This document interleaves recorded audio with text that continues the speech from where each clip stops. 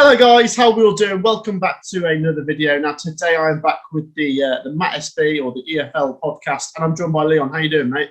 I'm good, thank you, Matt. How are you? Yeah, not too bad, thanks. Once again, not feeling too great about Coventry, but we'll get into that. We'll start with Coventry then. We lost yesterday. Did you see much of the game at all? I didn't, unfortunately, no. I was following the live stream that you had on your channel. So if you haven't seen that yet, please go and check it out. There's also a post-match reaction where you can just kind of catch up on a few bits. That's on Matt's channel. Like I say, just really disappointing from the sounds of things. It's just like, I think it was it the second half that everything just kind of, the game changed a little bit, or Middlesbrough just had quite a fair bit of possession, started dominating really. Is that the case of the game, was it? Yeah, it was a weird one. I think Coventry did start the game fairly brightly, obviously took the lead fairly early on. But it's just frustrating that every time we seem to start a game well, it just sort of peters out. And what was frustrating for me is the time we conceded both goals. At the end of the first half was the equaliser, and then obviously at the end of the second half was the winner for them. But to be fair, Middlesbrough grew into the game, and towards the end, there was only going to be one winner. It's just a shame we couldn't even get a draw over the line in the end.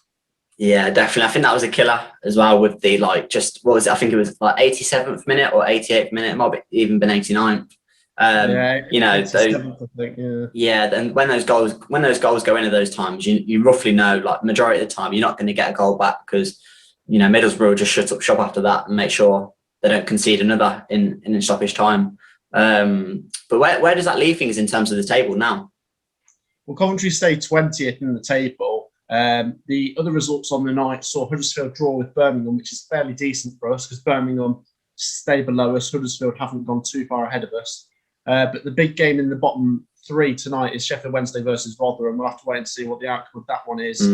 Preferably, as a Coventry fan, we want that to be a draw, but who knows? I think Sheffield Wednesday have just brought in Darren Moore, but it's getting interesting down the bottom of the Championship, isn't it? It is, definitely, and nothing's confirmed yet. I think, which is the good thing. I think there's still plenty to play for in those places, but it just depends. I think we spoke about it previously that on the last podcast that this month really is the one where we need to get their act together, because like February, a couple of not bad results, I must say, but this month, March, is really the one where if you win a couple of games, you really need to win a couple of games, get a few points to make sure come April, May, you're not there at the bottom of the table. Yeah, exactly that, mate. We've got some big ones this month. We've got Rotherham away, which I'm not looking forward to. Derby at home this weekend should be interesting. I do fancy Derby to stay up, but they're still not clear of it just yet, and they got panned yesterday by Cardiff. So if we beat them, we could bring them back into it. We've also got Wycombe towards the end of the month. That's a massive game because they're bottom. Most teams are taking 3 points off them. It's a bit of a banana skin. In Coventry, we might not beat them, but we've got a decent record against Wycombe, so let's hope we can get the points over the line. I still have faith. I think Coventry should be able to do it, but we're not making life easy for ourselves. It's going to go to the wire at this rate. Yeah, definitely. It is looking that way. And I think it does every season, in the Championship. Like you look at what happened last season on the final day in the Championship. It was absolute chaos with so I think it was it Swansea that just about managed to turn over on goal difference. I think it was it Forest that popped out of the playoffs at the last minute, because I think they lost 4-1 and I think it was Swansea won 4-1. It was something along those lines. The results might not be completely accurate, but that was a crazy final day with swings in relegation and promotion. So I think it will definitely go to the wire once again. But I think I think last season in the Championship was probably the most mental final day I've seen, because second place was up for grabs, 5th and 6th were up for grabs, and then there was a few teams battling to stay up as well, and they were all playing each other as well. So it could be something similar this season. I don't think I can take it going to the final game. I just have no nails left by the end of the season if every game's so nail biting. Hopefully we can stay up before the final game, but like I say, it probably will be close. Yeah, I think every Coventry fan's heart will be in their mouths, won't they? Really, but that's I think the thing is, these fixtures now, they're just of so much importance that you don't have to get to that final day. It's I think as a fan, if you let yourself get to the final day in a relegation scrap, it just kind of shows how poor a season it's been, because some teams more or less like dragged themselves out of it. I mean, you think back to 2015 when Leicester, like they were, the coffin was nailed. They were ready to go, shipping back down to the Championship. All of a sudden, I think they finished the season 14th, 15th, clear of relegation. So I think anything can happen if you put a bit of a winning run together. That's just something Coventry can't seem to do at the moment. No, that's spot on. If you look towards the top end of the table, obviously, fair play to Middlesbrough for getting the win. They might still make the playoffs, but there's so many teams trying to squeeze into the playoffs. Is there any teams you've got your eye on, like Barnsley or Cardiff? I think Cardiff at the moment, and like you say, Barnsley's winning form as well at the moment. It's going to be a tough one to call. I think you've got the likes of it. I definitely think Norwich will stay top unless there's a collapse, a complete collapse, which I don't think there will be. Daniel Farker, he knows the Championship, he knows what's going on. He's took them up before, and so I can confidently see that they'll be top. Then you're looking at Brentford and Watford. I think they'll both definitely be there, and then I think definitely the other two spots are. The other three spots, sorry. I was going off first. I was only going off first, and I forgot about automatic. It's between Brentford and Watford for automatic, I feel. And do you not fancy Swansea at all? Well, Swansea, I completely forgot about Swansea there. Thank you for reminding me. But it's so incredibly tight there at the top. And big game. Is it tonight? Is it Norwich Brentford tonight? Yes, big one. Wow. What's your thoughts? Who you thinking is going to potentially get automatic or playoffs? Wow. Well, for our predictions video, we both backed to Norwich Brentford draw tonight. I feel like Brentford are a strong outfit for maybe getting second place this season. I think all of the teams chasing second have had a little wobble at some point. I think Watford went through a little bit of a bad patch. Swansea have lost a couple of games and Brentford went on a little bad run. So it's about consistency now, and it really is any of those three. But I think it'd be nice to see Brentford go up because they've not been in the Premier League before. But I do like Swansea and Watford as clubs. It's going to be interesting. We'll have to wait and see what happens, won't we? I mean, they could all go through the playoffs as well. So if they miss out on automatics, they've still got the playoffs. Yeah, I think quite a lot of neutrals are hoping for Watford to go up. So there's Premier League vlogs for next season from Ben Foster's channel. So I think that's what a lot of neutrals are hoping for. But like you say, Brentford, they play such good attacking football. Especially when they've come up, they come up against Premier League teams in the cup competitions, and they've done fairly well against them. Obviously, there was a win against Newcastle. I can't remember if it was this season or last. Ben Rama scored a good goal. I'm pretty sure that was this season.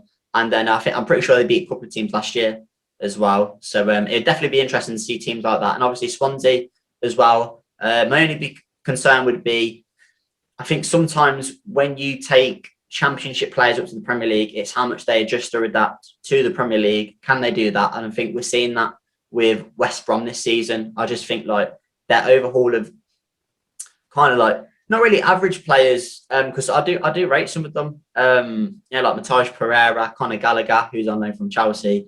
So I do rate some of them, but I just think I look around their squad and I think there's no proven Premier League players really around the squad. There's a couple, but I think when you come up with that, obviously teams have done it in the past and they've surprised us, like AFC Bournemouth have. When they've come up and they've done really well. So I think it could be a surprise, but who knows? I just think you need those proven Premier League players, and so I think next season the Premier League will definitely be interesting, depending as well on what goes on in the relegation battle there. Yeah, we'll move on to the Premier League. Last night we saw Manchester City put 4 past Wolves. They won 4-1. How many wins is that in a row now? That's 21 now. It's getting ridiculous, to be honest. I don't know if I think if you look at their fixtures, I think the record for the most consecutive wins is 27. I think that's Ajax, the Ajax team who won the European Cup 3 times in the 70s with Johan Cruyff. So I don't know. You'd certainly favour their fixture list to go on and break that record. But I just think watching them recently, they've not been at their clinical best as they were a few games ago. I think the defence is still there. That's still rock solid. But I think even if you still watch them, I think the goals really is still quite it's still quite a factor for me. Jesus, unfortunately, he's probably not going to score you 30 goals a season like Aguero. But obviously Aguero is injured, and for me, I just think when you've been injured for so long and you come back, I don't think Aguero is probably ever going to be the same player because of his age now as well. And there's obviously talk in the transfer market about them potentially looking at Haaland, but there's also there's things about would Haaland fit in at Man City. That's my opinion anyway. What do you reckon about their run? Do you think? Well, I think they're pretty much guaranteed to go on and do it. What do you reckon? Yeah, I was actually fascinated yesterday because I looked at the score with about 10 minutes to go and it was 1-1. And then I checked at full time. I was like, how did it finish 4-1? They obviously went on a bit of a rout towards the end. I don't see why not. I've had a look at some of their fixtures. They've still got to play Chelsea, haven't they? They have, yeah. And obviously there's a Manchester derby this weekend on Sunday. So, I think, will form go out the window for the derby? I'm not sure. I think United have been struggling recently, kind of like not really scraping draws, but just not really been able to get the wins. So I think it'll be a really interesting game. But I do definitely fancy City to dismantle United and beat them. I would like to think so. Yeah, I was going to say the only obstacles I can think of that Man City have got are Chelsea and United. Obviously, United, like you said, is next. I still fancy City to win, though. I mean, at Old Trafford it was 0-0, but then in the League Cup semi-final, City were pretty decent there. They won 2-0. I think if anyone's to win it, it might be City, but I think it could possibly peter out to be a draw. I know United, they've kind of changed how they play against the top six, and if you look at their results, they're trying to get 0-0s from most of their games now, or try and just aim for clean sheets. So it could be a ball draw, but I think Man City are more likely than United to unlock each other's defence. But yeah, I don't see why City can't go on and break those records. It's just absolutely phenomenal what they're doing, and it's kind of amazing when you think what happened at the start of the season when they lost 5-2 at home to Leicester and they had a bit of a wobble. I think they drew with Leeds. There was a couple of games they didn't win, and everyone was sort of thinking they're not going to do it this year. Definitely. I mean, they were sitting in 12th or 13th at one point. So everyone said the title's gone, and then obviously everyone said Liverpool. Liverpool's injuries just kind of it's been too much for them now. It's just amounted to too many. And you look at where they are in the table. I think teams below them still. Everton have got games in hand. Villa have got games in hand. They can both go above Liverpool as well. So Liverpool could drop into potentially 8th, I think it might be.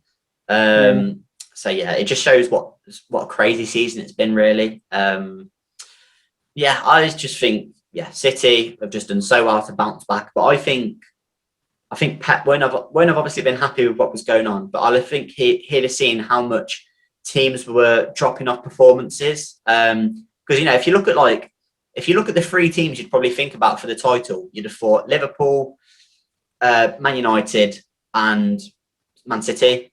All three of those teams had shocking results at the start of the season. United lost 6-1, Liverpool lost 7-2, City lost 5-2. You'd never ever if you ever put on a bet on a game like that, you're crazy. Like no one would predict that at all. So I think it'll be interesting, but I just completely expect City to be comfortable until the end of the season now. And I think depending on how many points United drop or if teams go above United, I think City can wrap it up possibly in the next 6 or 7 games. I think if United lose their game tonight against Palace, City can wrap it up in, I think, 6 games it is. Yeah, it's been an interesting season. I suppose you can put it down to it being a freak season with those freak results. But we've seen all of the Premier League teams at least have one bad spell. If you look towards the bottom of the table, West Brom obviously won that game against Brighton. Fulham have been picking up results. Who's safe? Who's down? I mean, obviously, we both think Sheffield United won't get back into it. Is there a chance that West Brom can stay up?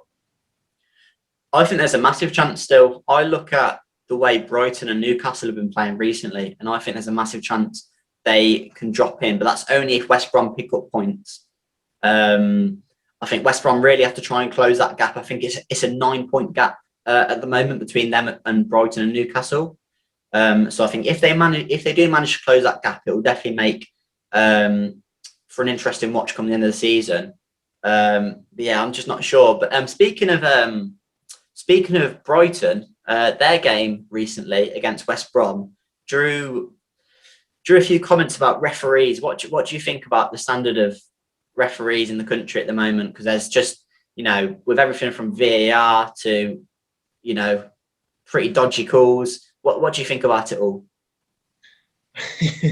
I'll come on to the incident itself in a second, but I feel like it's been an ongoing issue for a while, actually, that the referees and officials in this country seem to get a lot of stick, and you don't see it as much in the other divisions across Europe. It's something that I think needs to improve. They say that this is the best league in the world, so why don't we have the best officials? You know, I think personally, I think they should be scouting for referees across Europe. You know, even bring foreign referees over here, because this is the best league. It's the most watched league. Bring over the best referees. If we don't have any good English referees, then get some from overseas. The incident itself is it's a shambles, isn't it? If you're a Brighton fan, you'd be absolutely fuming, because the referee's obviously blown his whistle to say take the free kick. I think the referee probably blew it a bit premature because the keeper's still lining his wall up. But then he takes it, it's going in, and then blows the whistle again. I'm not sure why he's done that. No. But they've had to disallow the goal, and it was a calamity of errors for that game for Brighton because they missed 2 penalties as well. But something's got to change with the officiating, because put the officiating and VAR together, and it's been a bit of a shambles, hasn't it? Yeah, definitely. No, completely bounce back on what you're saying. Like you say, just kind of, can we possibly maybe bring in better officials from abroad?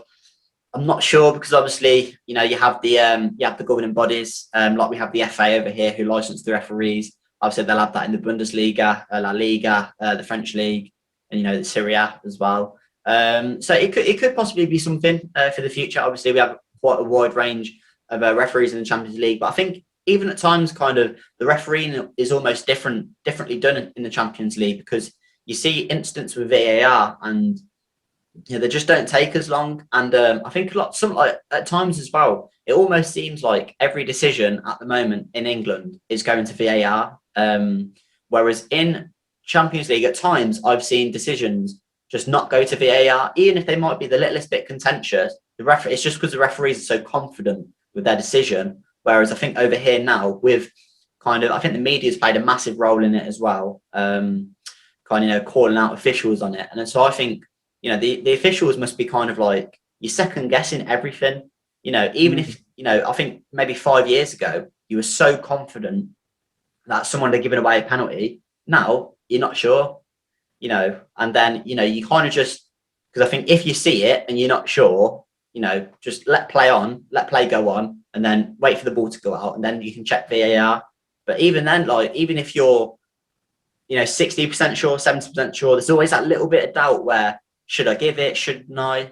And I think that's why we see, penalty statistics are kind of like at an all-time high for the season, because, at this point so far, because it's just been ridiculous, really. But it's something that's definitely got to be improved.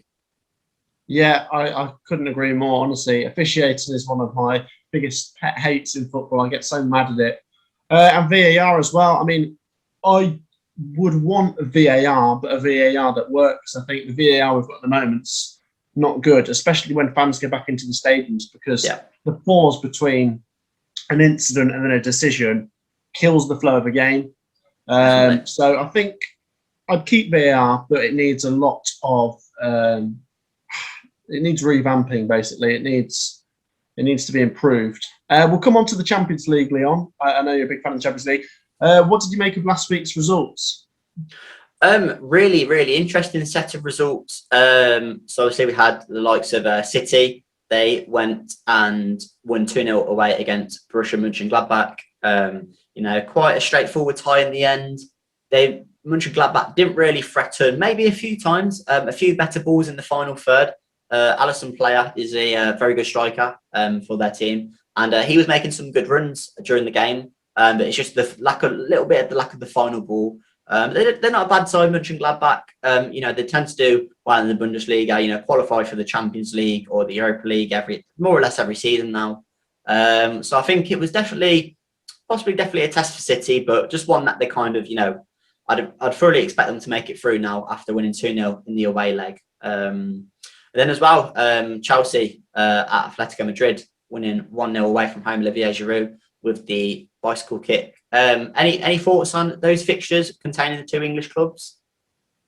Yeah, massive result for Chelsea. I didn't see that coming because Atletico Madrid are a decent team. I thought it's a hard one to pick because I think Chelsea have obviously improved under the new manager, but I thought it still might be a step too far. But to go there and win 1-0, it's in their hands now whether they'll go through or not. I think they should be all right. And who knows? I think they could have a good little chance this season. I think the English teams that are still in the competition, your Chelsea, your Man City, your Liverpool, it depends on how the draws go, but they could all get quite far. We've seen in recent years the English teams have done all right. We've had English finals and English semi-finals. I'd like to see all three of them do well.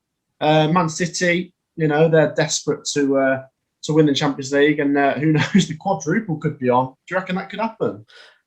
Quite possibly. I think it really depends on kind of how they do get on. I think you have to try and avoid Bayern Munich because they pretty much just whitewashed Lazio in the end away from home 4-1. So I think definitely in this competition they're a team you'd want to avoid. But you know what, I think against a team like Bayern Munich, if you don't face them in the knockouts, you're just going to face them in the final But then I think it's a bit different in a one-off game because you can kind of just hope maybe Bayern have an off day. Whereas over 2 legs, if you don't do so well in the first leg, you got the second leg to at least overturn it to give yourself a better game.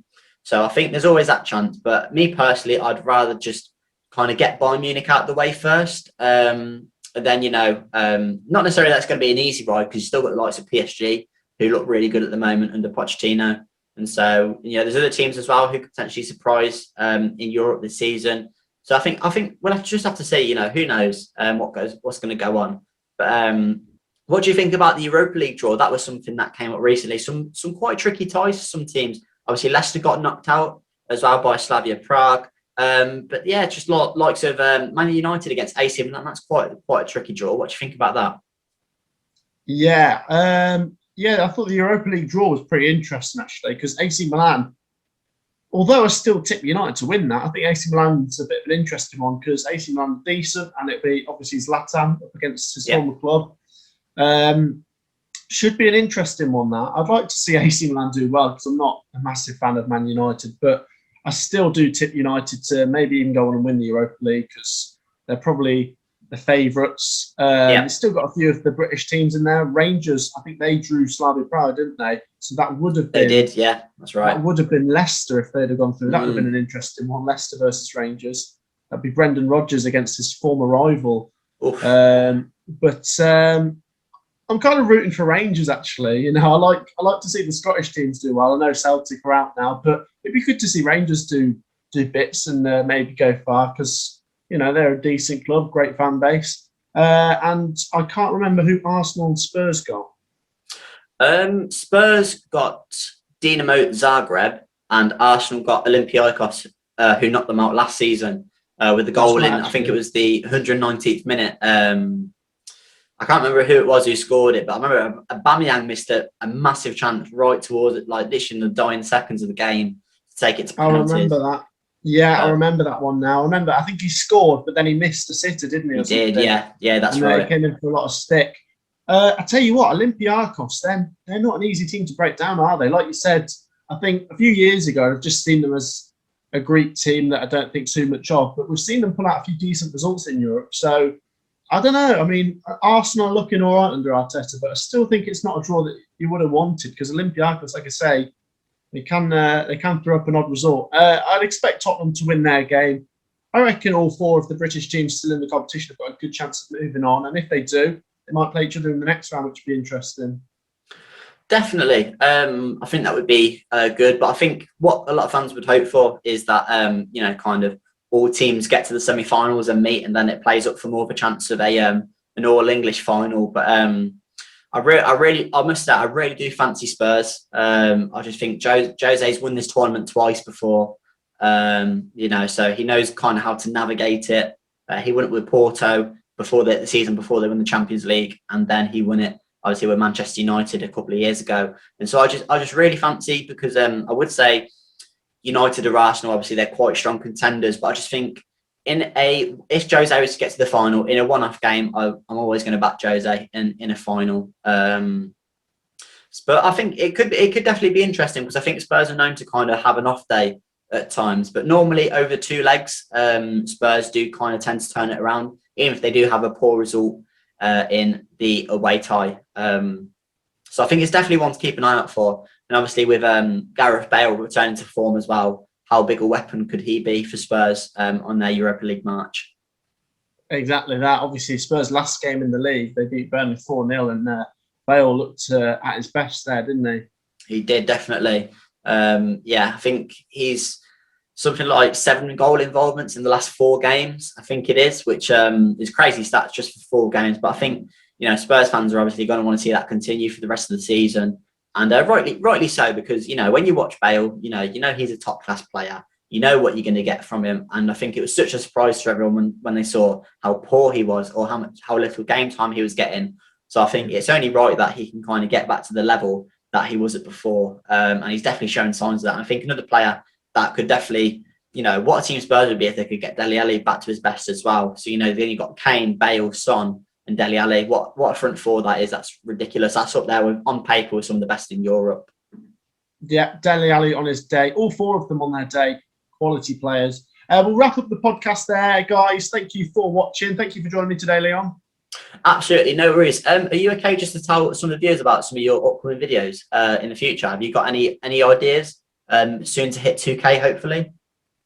Yes, obviously I'll keep grinding with the predictions videos and the live streams, and I won't give anything away just yet, but we will do something special for when we hit 2K. Me and Leon are working on that. What I will say, guys, is if you haven't already, please do check out this guy's channel. He's also a YouTuber, Lee FC, spelled Lee space FC. So Lee FC, check him out. He also does football content.